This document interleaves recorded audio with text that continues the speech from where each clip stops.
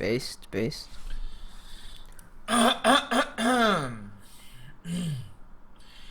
Gamers, gooners, goners, boys, girls, everybody. This is episode 61 of the Overkill Podcast. We are here. It is late at night, and we are recording this episode. I am Iron Meta Frankie, and I'm here with... Kirby DK10, baby. Yes, and we're bringing back that Heat content. I'm going to let Kirby take it away for this first story. Well, yeah, I just kind of wanted to hit us off. Maybe before we start with all the stories, what games have we been playing? I know my boy Meta over here gifted me Enter the Gungeon, which I've finally been able to play. I played about like 30 minutes to maybe 45 minutes. If this episode is a little shorter, the gameplay might be that, might not be. Might be some Overwatch. I don't know. Just depends. But yeah, I mean, it's been a fun game. I haven't gotten too far into it. It's your basic roguelike. I will say that I do like how, like, instead of in the Binding of Isaac, you can only shoot in 4 directions. I like how in this one you can shoot basically like anywhere. And yeah, I mean that's the game that I've been enjoying. I don't know if Meta's been playing anything recently, but yeah. Have you played any new games? Yeah, well, I would just like to cover on Enter the Gungeon.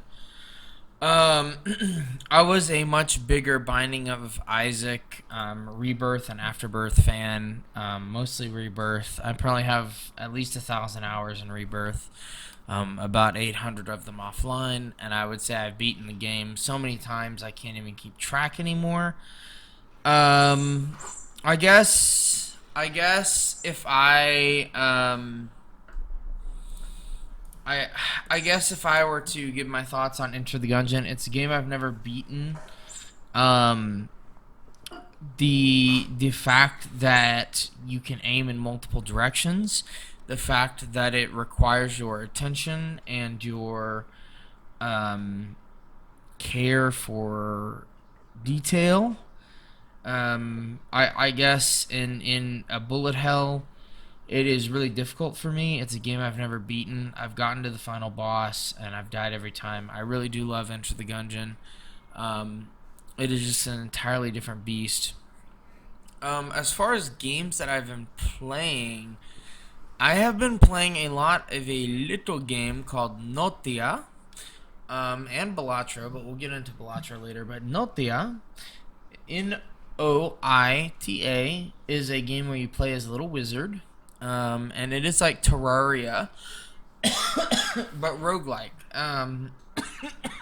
You go through generated caves, where your goal is to collect hearts, collect potions, collect wands, where you can assign different effects, and essentially beat the game that way. Notia is if you were to take a roguelike formula and apply it to a 2D platformer, that in a lot of ways is like Enter the Gungeon, and that you can aim in any direction, in the fact that it kind of requires you to have a completely different mindset to other roguelikes.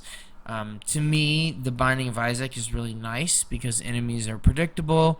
They have the same movements. You can shoot in more than 4 directions if you play on controller, but if you play on mouse and keyboard, you can shoot in 8 directions, and that's the way that I prefer to play.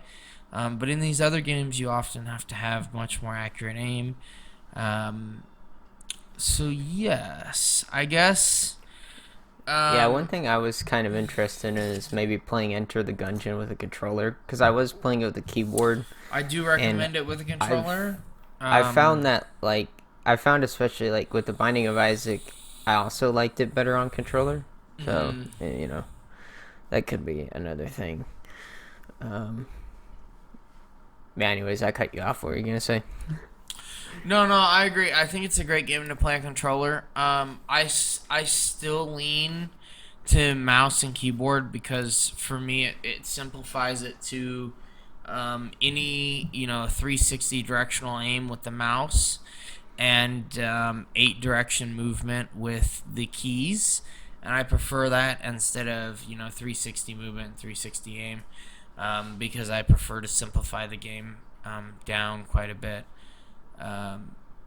Maybe for the next episode or something, maybe we'll provide some co-op gameplay or something for Enter the Gungeon. But I know it was a game I bought for you because I wanted you to play it so bad.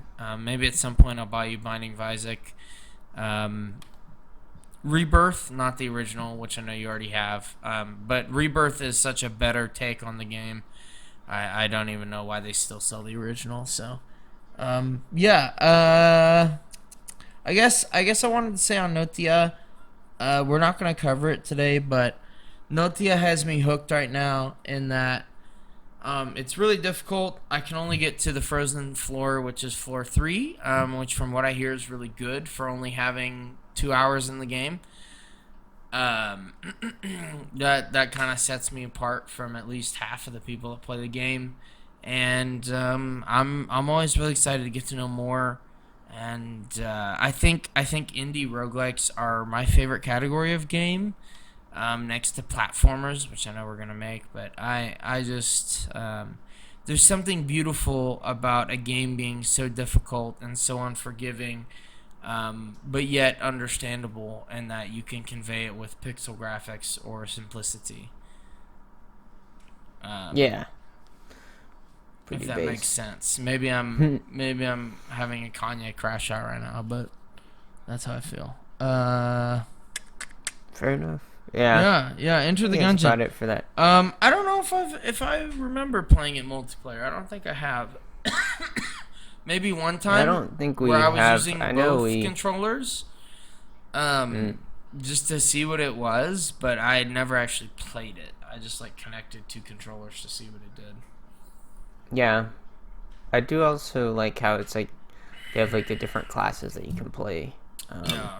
I haven't experimented too much. I picked the Marine guy because he looked cool, and but yeah, maybe I'll have to try out the other classes. But I think it's about it for that. I guess we'll just jump right into it. Assassin's Creed Shadow. It came out sometime during this week.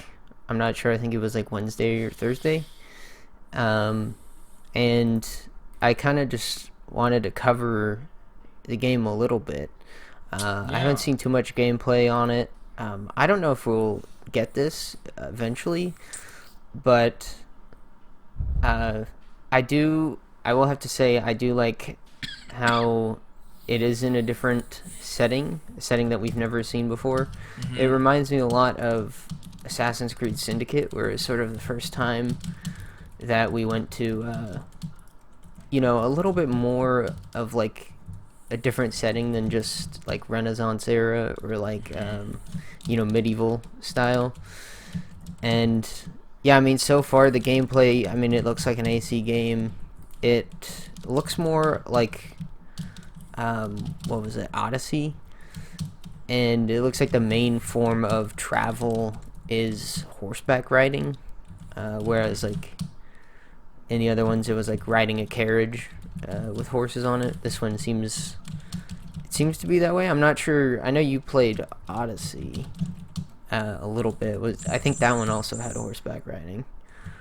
But yeah, I don't know. What do you think of the game so far? I mean, I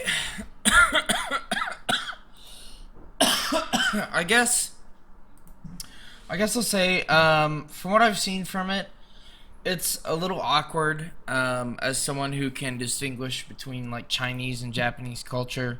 A lot of the buildings are Chinese styled, not Japanese styled. But besides that, I mean, it just looks like your standard Assassin's Creed game. The last one I played was Odyssey, and I only played it for 2 hours, so I didn't even get out of the first area. I just did some trolling with some guards, and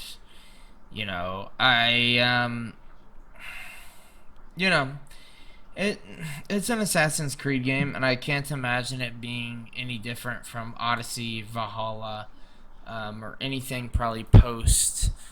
Um, Honestly, post Black Flag, but probably more accurately post. What's your favorite one? What's the one you like a lot? Oh, Syndicate. Yeah, Syndicate. Everything like post Syndicate seems relatively similar. I To guess. me, it does seem interesting. It looks like it looks like the the black samurai character.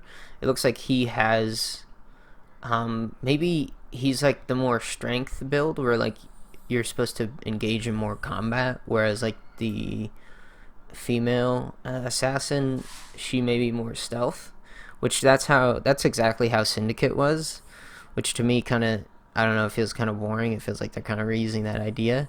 And yeah, I mean, from what these perks are that I'm looking at, like he does increased damage, 3% increased damage from long range attacks. That's interesting, I guess. But like, I don't know. That to me, it feels like a little bit of a reuse. I do like having like the characters be different, but for the most part, if they can both do assassinations and if you stay mostly stealthed, the characters don't really matter. You know, like which one you're using, it doesn't really matter. Yeah. Yeah. I don't know how. Yeah, I don't know how much stealth Yeah. has really mattered since Syndicate. I played Odyssey, but like I can say like even playing a stealthy build, it doesn't seem, it's not like efficient. It's like fun if you want to be stealthy, but there's not enough tools for it to be like quick. So like if you're gonna be stealthy, likely your playthrough will be like 2 times as long. Which maybe that's a feature and not a bug, but I don't know. Yeah, I I just always like guess to stay stealthy because I love games like you know 007 and some of the some of the um, Metal Gear Solid games too. I just like the stealth playstyle, but yeah, I think it's about it on AC. Yeah, I guess the only thing I'd like to cover is the Chinese government right now is looking into they're looking into this game. They're not too happy about it because I guess they're worried due to like the violence and the fact that you can blow up buildings and stuff in this game. They've held congressional hearings about um, they've held congressional hearings about like if it's a concern that violence will be committed due to this game, which I don't think it will be, but it's kind of your typical like right wing like video games cause violence argument. But also the Japanese, they have, and they didn't mention this in their congressional hearings, but they're actually proposing to make it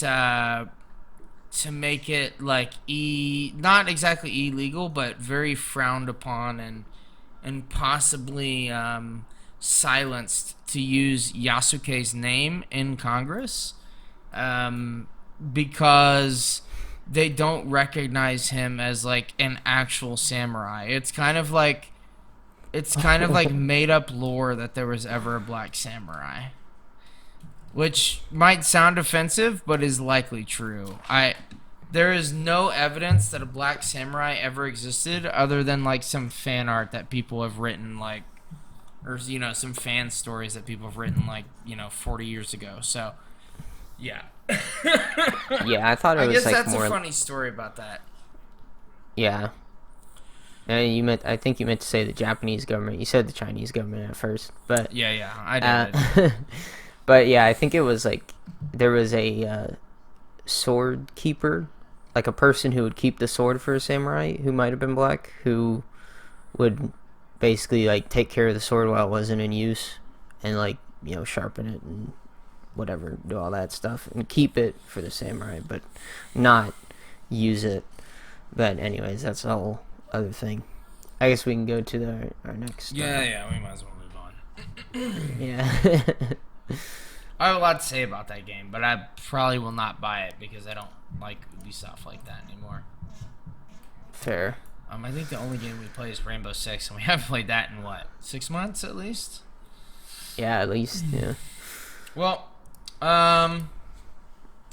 so the developer behind Astrobot, the director behind Astrobot, Nicolas Doucet, says tiny ideas contain huge potential. And in this article on GameDeveloper.com, they kind of cover his thoughts. He says we aim for quality, not quantity.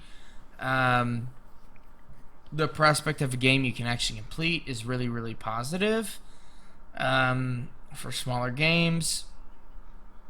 That meant being okay with the game being 12 hours, but if it had been 8 hours were fantastic. We would have settled for that with good quality. He kind of just talks about I really like this article because he kind of talks, goodness gracious, these cats. He kind of talks about games being worthwhile experiences no matter the length of gameplay. And he kind of acknowledges that a difficulty bias can exist. Like an Elder Scrolls game is going to take longer because it's so hard for no reason. Other than, it's part of the gameplay mechanics. But that doesn't exactly make it good, and it doesn't mean that those extra hours are valuable. He says even though the game Astrobot is easier, those hours have been enjoyable for people that have played it. Did you hear that in the background? That's crazy. Yeah, I did. I definitely heard that thing was so loud. What do you think about that? Yeah, do you think there is value in a shorter game but good, concise, planned gameplay? Yeah, no, I mean, I tend to agree with him, through most of this. Yeah, I would say, the difficulty of Elder Scrolls, Elden Ring and, all the Souls games, it is kind of, I can understand it being, kind of unnecessary, but that's kind of, the whole point of them. But yeah, I mean, for the most part, I do think a game should be, at the most, it should be, 12 hours to beat.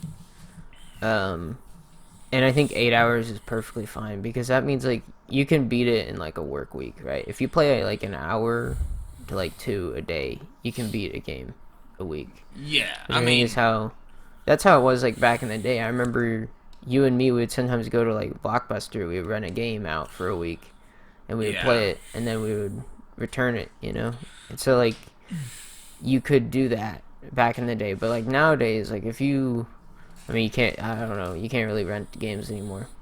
But if you buy Xbox Game Pass and you play a couple of those games, you can only maybe do let's say you do one game for, per month, maybe, right? If you do an hour or 2 a day, I don't think you could do much more than that. And that's just because games. Now I think to 100% a game, I think that you can go crazy with how many hours it takes. But just beating it, I think it should be anywhere between 8 to 12 if it's a platformer. So but if it's an open world game, I can understand it being a little more. But maybe I'm crazy for this, and I think we're saying the same thing. But I kind of view games as movies. And it depends on the type of game, and I don't know how much a movie ticket is nowadays, but I think it's about $10 for let's say an average of a 2 hour to 3 hour movie. So let's say $6 an hour, and you're paying $70 for a AAA game at this point, or $60 for an indie game. So let's just go with 70. So if you pay $5 for every 2 hours, you should probably get 14 hours out of the game. And I think most like AAA games and indie games provide the value for money that you get. You pay $60, you likely get a 8 to 12 hour story, and you know, I mean, maybe that's not the best way to look at it, but that's kind of how I look at it. It's like whenever you're buying a game, you're kind of buying a ticket to a ride, and the ride should be tailored um, to like the worth, to the value of the game. Yeah, I tend to agree with that. Like I think, that game, Little Kitty Big City, often is selling for $25, and I played that game on Game Pass, and I beat it in about 3-4 hours. So I would say it was like overall worth it. It's really hard to quantify like value for yeah, money. that is something too that's hard because like if it's a game where it's 50 hours long, but it's 50 hours of doing the same thing, it gets boring and repetitive. You know, that 50 hours really worth it? Whereas like if it's a game, let's say you buy it for $60, it's 8 hours, but those 8 hours are like flawless, perfect, great story, good gameplay. Then I think that's more valuable than the 50 hours of monotony. Right, right. Yeah, I agree. I agree. Yeah, I Yeah. don't know. Maybe we'll cover more of this topic. I know Total Biscuit, before he passed, a few years before he passed, he had a video on games value per like dollar, and he really went over a lot of this stuff. And I think it's a fascinating discussion to have um, about how much is $1 worth in game time, and how do you quantify that? Yeah. We can move on. Yeah. I kind of wanted to cover this story. It's kind of a funnier one, maybe a little bit of a shorter one. But Minecraft is releasing. It released a new surprise DLC to the game. It's called I think it's Aotearoa, New Zealand. Um, it's to celebrate the upcoming movie, the Minecraft movie, obviously, and basically this map is an adventure map, and you can go through and you can look at the different New Zealand landscapes. And I thought this was kind of funny. I did download this and try it out. It's in Minecraft Bedrock. It's not in Java, sadly. But you kind of like get to row the like boats, the funny little like competition boats. For like, they look like the ones that they use at the Olympic Games. You have like kind of looks like a safari or like a hilltop thing. Yeah. You got some like seals in the ocean, and you also get to like drive a big boat and take pictures of dolphins and That's cool. That's cool. sightsee some of the like river. Other than that, I mean, it's basically just Minecraft, but like modded. I don't know. It's like modded, but not modded because it's Bedrock. So Modded but not modded. Yeah. I don't know. Bedrock is kind of funky. So is it a custom map?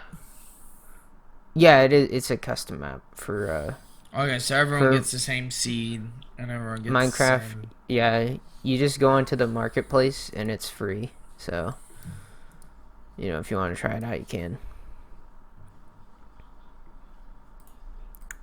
Honestly, though, Yeah.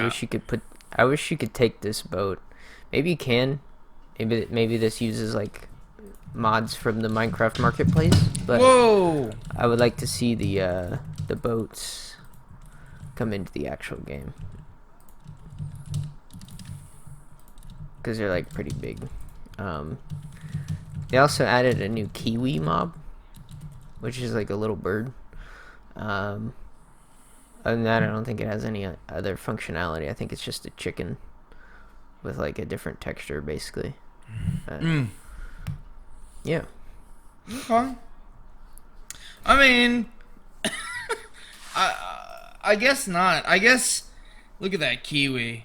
There's a fucking kiwi right there. Wow, y'all really need to Google this fucking kiwi. I'll probably put it in the thumbnail. It's so funny. I guess. I guess the question is, I know you were saying that like Bedrock, you think Bedrock is better than Java, and that is just such a despicable, nasty, vile take. No. Well, I do I just think think this it's is a better. benefit of Bedrock. Like you can do cool events and stuff easily. That's what I'm saying. Like, I think it's just like a better ecosystem because like the people who make mods on Bedrock, you actually like can buy and support the mod, whereas like on Java you just download it and you get it, which I get. Like, yeah, from like a consumer perspective is way better, but like for the Mm-hmm. people who actually make mods, like you don't get anything for it. So it's, in a way, I think it's both good and bad because some of the people on Java are just making the mods to get money, or I'm sorry, on Bedrock. Whereas like on Java, people pour hours of their passion into it for nothing, just for the joy of it, just for the fun.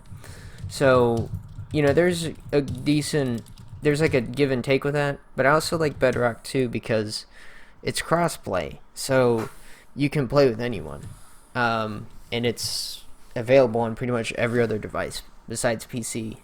Well, Yeah. and I mean it's also available on PC, but you know what I mean. Like Java's only on PC, so yeah. Also, I think recently they've kind of talked about trying to make the two parity in terms of like some stuff works differently in Bedrock than in Java, and they've been trying to make all the stuff work the same between both versions because I think eventually they want to get it to where all the versions can do crossplay, like including Java. I think so. I respect that vision. I just you're kind of more the IT guy, but like I like the limitations of of Java versus C++.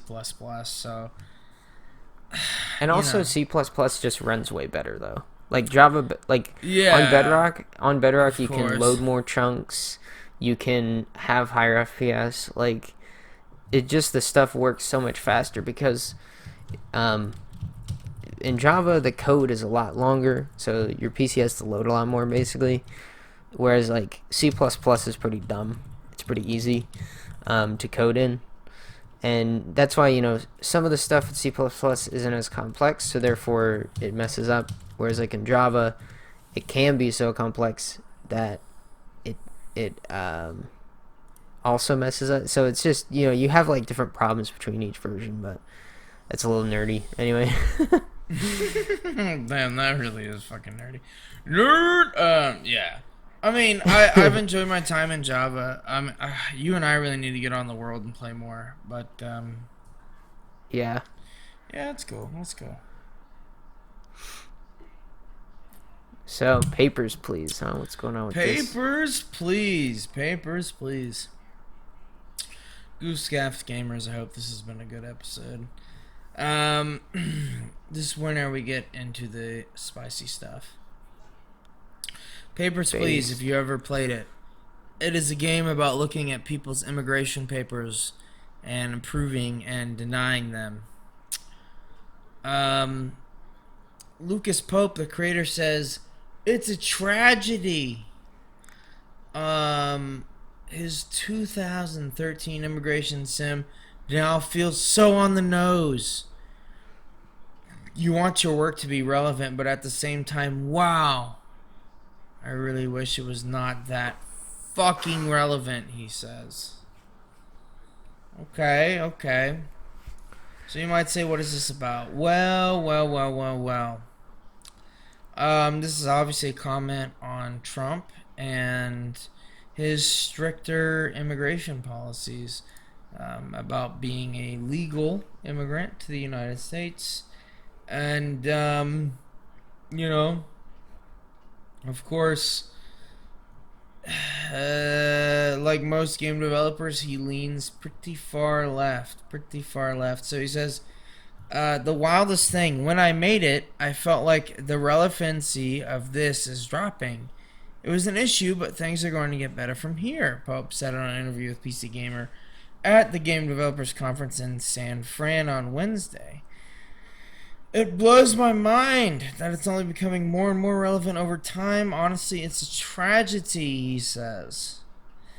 Even outside the current political environment in the United States, this is not his quote, Papers, Please has seemingly grown only more prescient in recent years as a backlash against migrants in Europe and elsewhere in the world has informed much of the last decade. This is his quote. You want your work to be relevant, but at the same time, wow, I really wish it was not that fucking relevant, Pope said in 2023.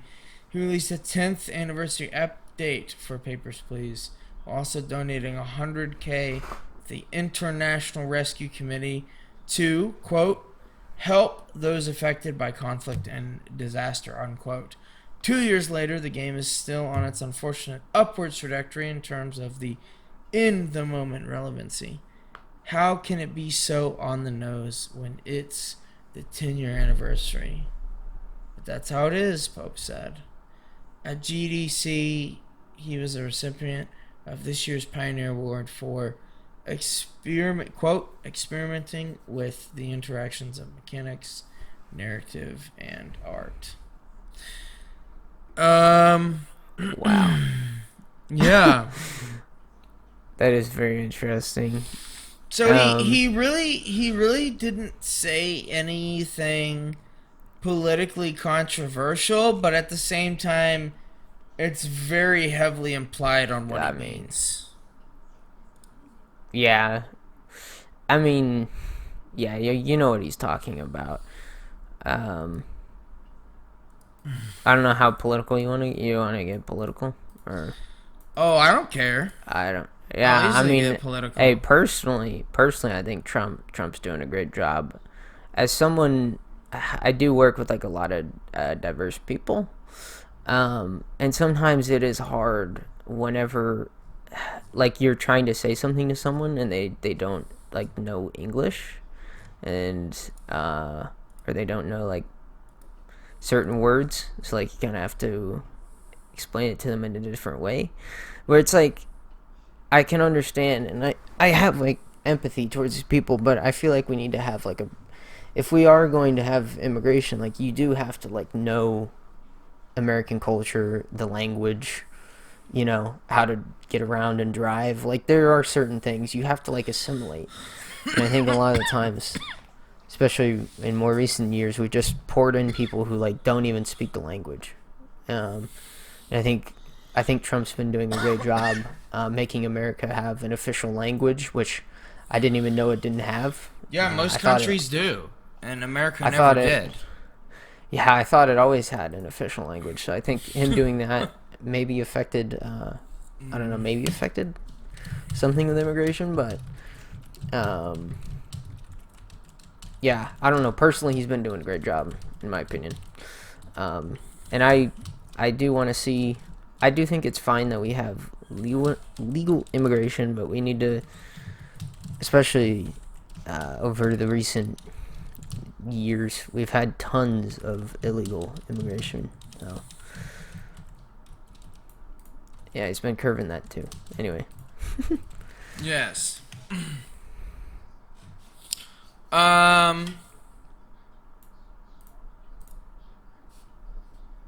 I disagree with basically everything. Whatever. What's his name? Yeah, whatever this guy's name is. I haven't played. Yeah, I haven't played Papers, Please. I've just watched videos on it whenever it came out. 10 years ago, I watched videos on it. I'm sure it's the same game. It's whatever. It clearly had a political slant then, and it clearly has one now. The game is very kind of arbitrary in that If you agree with the views of the developer and that you let a majority of people in, you can go farther in the game. And if you keep a lot of people out, it will end the run faster for you. So it very very much is slanted, if you will. Um, and I'm looking into data on immigration now, but I'll just say it is better to have better immigration policy and be more particular in who you integrate, than allowing everyone to come in and then figuring out integration later, because no one integrates if you do it after the fact. Um, Mm-hmm. and I would love people to come to the United States, but I want people that actually want to be here and not people that are quote unquote escaping their current situation, or quote unquote lying to escape their current situation. I want people that actually want to exist in America. So yeah, Mm-hmm. it's Yeah. it's a And it's a also, fascinating game. I don't know if we've really talked about this, but I know a little bit about this like Mahmoud Khalil guy. Um, he basically came to the United States, and I believe he was studying at is it Harvard or Yale? Or no, I think it was Yale. And basically he's gone to a couple of like Free Palestine protests. He's kind of had a couple of incidences, from what I understand, and basically they've kicked him out of the country, or at least Trump has, I believe, like put a whatever you call it, warrant out for him, and people have been going crazy about it. And the thing is he's on a green card, and people have to understand it's like a green card is it's a privilege. It's not a right. Yeah. It's we're basically saying, hey, you can stay here temporarily, and we can revoke that at any time if we feel necessary. And Trump feels necessary for that. And I mean that's fair enough, because like if someone's number one, I mean no one should be talking about free Palestine, free or whatever, free Israel or whatever, anything like that. In my opinion, that conflict just needs to be stopped. But I think if you're supporting Palestine and pro Hamas stuff, I mean I think that's like pretty direct threats of terrorism. So I think we should revoke the green Easily. card on that. I mean, yeah. I mean, so I I've actually been in the live stream fail server, which, long story short, has been in a lot of controversy recently. I left way earlier, but as of recently, the second mod was outed for liking a bunch of lolly pictures of 3D AI generated girls and of anime girls. And the head mod, Stale, did not kick this moderator and instead got rid of the team that I worked with. And I guess, I guess, long story short, I've been debating with people on this server that is no longer official with Livestream Fails, that, you know, a lot of these far lefties that defend Hamas don't understand that citizenship and a green card are two different things. A green card holder is not a citizen. And a green card holder can be deported for terrorist actions. And this group that this guy was a part of, that was recently deported, I don't remember his name. Oh, Mahmoud Khalil. Mahmoud, yeah. I thought it was Mahmoud, but I didn't want to be crucified for getting it wrong. Mahmoud, his organization on campus was officially expelled, or forced to be removed, because it was targeting Jewish students. It wasn't letting them go to class. It was reenacting terrorist events. And not only that, but this organization that he was part of actually had an active terrorist come and speak. And this guy that came and spoke was a part of a U.S. recognized terrorist organization. I'm sorry, but you get deported for that. There is, look, I have looked into the Israeli-Palestine conflict. I have watched videos of bombings, of murders, of R words, of Mm-hmm. horrific actions. I've watched the videos, and I wish I didn't. I've watched the atrocities. Okay, I've seen the unalived babies. All right. And I feel for the Palestinians and I feel for the Israelis, but I'm sorry. Supporting a terrorist organization is not the way to go, and you do deserve to get deported if you are actively supporting terrorist organizations and donating money to them. Is that a wild Yep. take? To some lefties, No, it it's like is. oh, it's like pretty fair, bro.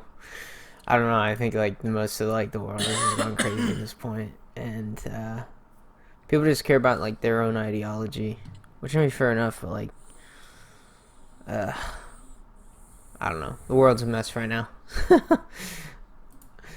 uh, I think we're good to move on if you want Yeah, we can move on. to. Well, maybe on to some more happier news. Well, definitely some happier news. Let's The do it. new 3D platformer was confirmed, and it was given a release date. This game is called Roofy and the Riverside, and it launches on June 26th for PS5, Switch, Xbox, and PC. The game has this unique swap ability for puzzles and gameplay. Um, this mechanic basically allows you to copy and paste textures and alter like terrain or water and objects and even like enemies. Like you can take a like a ice texture and you can throw it onto an enemy and it'll freeze them. Uh, or you can take like a stone and you can throw it at an enemy and they'll turn into like a stone statue kind of thing. So definitely some unique mechanics here. To me, whenever I look at like the gameplay, it looks very much. Number one, it has like hip hop music, which I wasn't expecting. The trailer does at least. We'll have to see like what the Yeah, that's actual fucking music crazy. is, but that's what I kind of get. Ruffy and the Riverside. But yeah, it gives me a lot of like Banjo Kazooie, I you know, Hat in Time, different, just like all those other platformers. But it's It interesting really because does. Ruffy, he Mm. looks like he's like 2D, but he's in this 3D world, which is kind of interesting. Definitely unique art style. It Um, is. He's also way more detailed than the world around him. yeah, now that you kind of say that, it does look fun. He does look kind of funky. Um,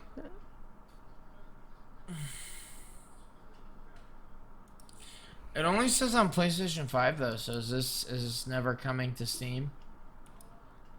I think this is coming It to says it Steam. I'm will pretty launch sure. on PS5, Switch, Xbox, PC via Steam and Epic. Okay, so it is coming out. Oh, okay. I believe this game was already on PS4 and on Xbox One. So I think it's just getting. Uh, I think it's just getting like upgraded maybe to the new systems basically. So yeah, I mean I've never heard of this game before, so we'll definitely have to, maybe we'll have to check it out. I definitely wish listed on Steam, but yeah, that's kind of all I wanted to say on that. um, yeah, I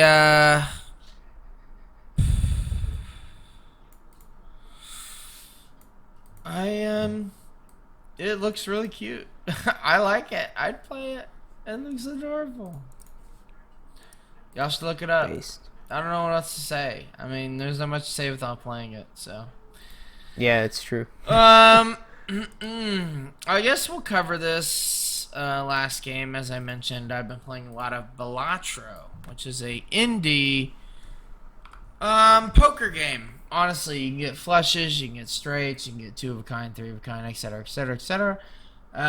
It is a poker roguelike, and I have avoided buying it on my phone because I know if I get it on my phone, I will get nothing done.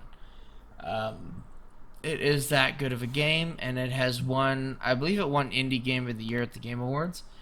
It says, oh, here it is. It said Balatro dominated the Game Developers Choice Awards last night, taking home Game of the Year and Best Debut alongside Best Design and the Innovation Award.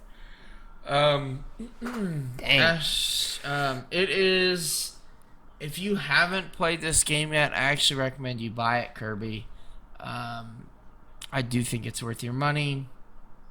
And if you like card games, if you like roguelikes, if you like gambling, even, I feel like this is a suitable replacement. To me, this game is so good. You can't play just one game of this game.